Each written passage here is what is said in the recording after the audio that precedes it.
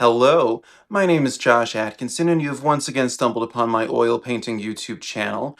Before I get started with today's video, I wanted to ask everybody to hit the like button, the subscribe button, and the notification bell for the algorithm, which has not liked me this week.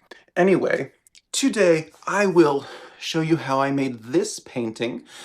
It's the third in my recent series of leaf paintings, and we have a lot of conflict with yellow, and a lot of just generally like teaching myself how to avoid detail, which I think I'm going to make the topic of this video. So without further ado, let's get to the time lapse. Okay, so here is our source image, leaves in the grass. And now, okay, so I'm starting on a bit of a toned canvas. I don't know, I got it in my head.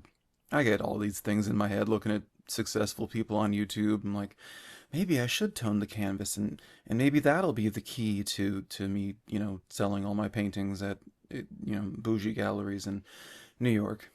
I don't know. Fingers crossed. Anyway, so I'm not doing any kind of wipeout method. I'm just kind of going in. The most notable thing about these paintings I've been doing of leaves is that I've been using brushes that feel too big to communicate shapes that are as like thin and delicate as like a brittle leaf or the grass surrounding it. And these paintings sort of like it's a recent thing. I don't know, some new effort to like confront my artistic fears, because the idea of painting like this, you saw the source photo, there's two kind of focal leaves with the sun like blasting through them. There's red leaves, there's old desiccated gray brown looking leaves, and then there's all this grass. There's a stick in the bottom right. Some of the grass is alive, some of the grass is dead, some of the grass is one species of grass, and others are others, and there's weeds, there's shadows, there's lights, all of these things on everything that I just listed. It just seems completely overwhelming. It seems like when I start each of these paintings, I genuinely don't expect to finish them on some level. Clearly not the full level, because I wouldn't invest my time in something that I didn't think I could finish. But I don't know. I guess I can't explain exactly what's driving me or going on in my very mysterious brain, but I'm just so interested in this confluence of detail, and the fact that I've been able to render it more effectively using a brush that's too big to convey it with a lot of specificity, you know? Like in the past, I would have tried to do this with smaller brushes and thinned out paint, and most artists would probably like pencil draw or charcoal draw things to get the placement down. And I'm just avoiding all of that. I'm doing this in multiple sittings because I don't know how to do alla prima, because I didn't go to art school. Take a shot. If you're new to this channel, I mentioned the fact that I didn't go to art school like every video. And if you subscribe, then you could take a shot every week, and I could contribute to your drinking problem. Trying to hit 1,000 subscribers. We'll all have our own private AA. Anyway, I know I shouldn't joke about those things, but whatever. So leaves. It's lots of warm colors. A general rule of color is that if something is warm, then the shadow side of that same surface would be cool toned. So on the yellow leaf, you can see that some of the shadows are muted blue toned green.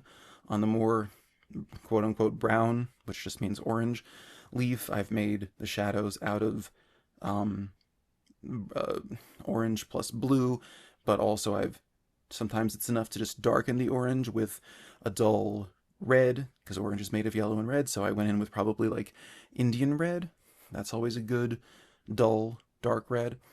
Um, and then I'm punching up some of the leaf that's off to the left, adding some cadmium red light, which is my like supercharge. It is the color of heat, the color of warmth, but it has to be used sparingly because it can just make something look borderline neon, and that just isn't usually like what you actually see unless you're looking at my nail polish collection. You don't see a whole lot of like truly like neon level brightness in nature. Um, and I would not advise using neon paint because it fades over time, and um, your collectors will be mad about that. But so yeah, I'm just kind of like I'm paint panicking, guys. It's exhilarating, but that's what's happening. I'm just like throwing in dark shadows for the grass. I'm trying to like the yellow leaf is yellow as opposed to the other one that's brown, which again means orange. Yellow is lighter, so light passing through yellow is going to be lighter looking than the same beam of sunlight that's passing through the brown orange leaf. So I'm trying to negotiate how to not how to make them harmonize, how to make them look like they're both distinctly colored objects with light passing through them. And so I'm deepening some of the center shadows on the brown orange leaf now, and I get there in the end. I add some neutralized white, probably threw some purple into it just to put on the crest of the brown orange leaf, and on the stick throwing purple around. Purple, you wouldn't think purple would be something that shows up on like old leaves, but if everything has to be red, orange, yellow, green, blue, purple, it really does work as a version of gray pretty consistently. So yeah, I hope this has been helpful. I'm trying to actually like talk about like the paint and the art. Um, if you have specific questions though, please do leave them in the comments because I am more than happy to just talk about my bananas stream of consciousness. I should paint bananas sometimes. Anyway, so this is an 11 by 14 inch oil painting on a canvas panel. And here's some detail shots just so you can see how much detail I have avoided and how successful that can be as an approach. So then, yes, that is how I arrived at this painting of some beautiful autumn leaves from a picture I took back in October.